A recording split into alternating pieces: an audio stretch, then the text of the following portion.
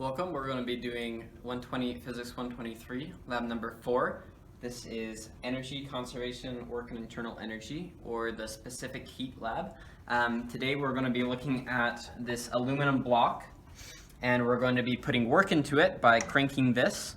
And it's hanging from a mast, and so we have a leather strap. This is creating friction, and from this friction that we're adding by work, we're going to examine the internal energy change of this aluminum block. Okay, so how we're going to measure the temperature of this aluminum block is if you come in here, we can see inside the block this little component, which is deep inside of it. That's called a thermistor.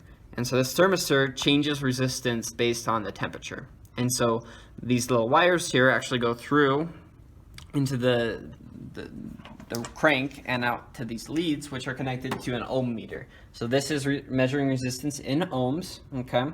And actually, it's measuring the resistance in kilo ohms. And based on this resistance, we can find the temperature. And so we have a resistance to temperature conversion chart right here. And so for any resistance that we measure, we can find its value and then look and see the temperature in Celsius. And so that's how we're going to find the temperature.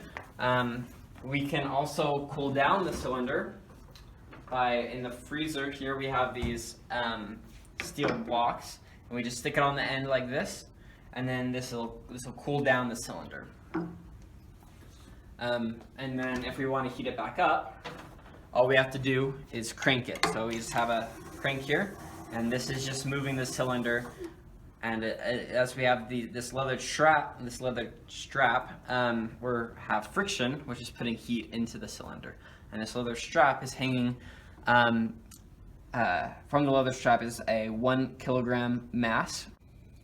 Okay, we're going to go ahead and start with our experiment here. So the first thing that we're going to want to note is the room temperature. And so this is the reading on our our ohm meter. It's 3.37 kilo ohms. And so if we come over here to the chart, 3.37 corresponds to, looks like 22.5 or 22.6. So somewhere in that range, which is what we'd expect from temperature. And so what we want to do is, let me grab the cooling thing. We're going to take this out of the fridge, and we're going to go ahead and cool it. And why we're cooling it is because we're going to be cranking this and putting in some work.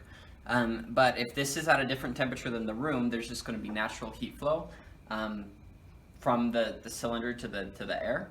And so what we want to do is we want to cool it so that when we're cranking it, about half the time is spent below room temperature and half the time is spent above room temperature. And this way, the heat, as it's leaving to the room, kind of cancels out on both sides. And so that way we can just only look at the change of internal energy due to the work that we put in. And so if we're at, so we're at about 22 degrees, and we want to go, when we crank 100 times, it's going to be about 10 degree change. And so I think in your sheet it says to start around 18. I think I'm going to start around 17, so that we're 5 degrees on each side. So let's go ahead and see where we're at right now. 3.74 corresponds to 20. Okay, so that cooled at about 2 degrees. I'm going to go ahead and cool it a little bit longer. Once we get down to the correct temperature, you're just going to want to write down the room temperature. You're not going to use that for any of your calculations, just to verify that the room temperature is about midway between the start and end temperatures. So actually should have already written that down. But once we get to the correct temperature, you just write down the start, and then I'll crank it 100 times. And when I'm cranking it, every revolution here is 12 times, because there's some gears in here that cause the actual cylinder to rotate in its leather strap 12 times for every one revolution. So I'm doing one revolution with the handle, that's 12 revolutions here. 100 revolutions with the handle would be 1,200 revolutions of the small aluminum thing that we're actually examining. Okay, let's check this out here. 3.93. Come here, 3.93. Okay, we're getting down to 19. I'm going to go ahead and try to find a colder one, actually.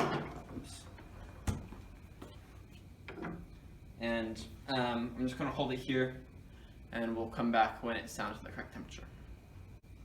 Okay, and I think we're at the right temperature. Let's look at the resistance reading. So we're at 4.22. It's warming up, but let's call 4.21 actually. 4.21. It's right here. Let's go 4.2 because it's already warmed up a little bit. So we're at 17.2 is our starting temperature. I'm going to go ahead and crank it.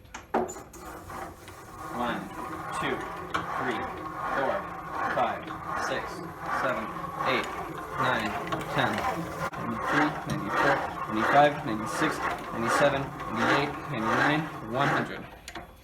So that's this is the resistance. 2.75 we'll call it. And then we come over here, 2.75 right here, 27.8. So we went from about 17 to 27, which is 10 degrees, which is what we expected. And so from those, the initial temperature to the final temperature, you can compute the change in internal energy of the aluminum and then compare that with how much work we put in. Those numbers should be pretty similar. They may not match up exactly because, like I said, there's some effect due to heat flow to the room, but they should be pretty close. And so good luck with the rest of your lab. That's all the data that you need.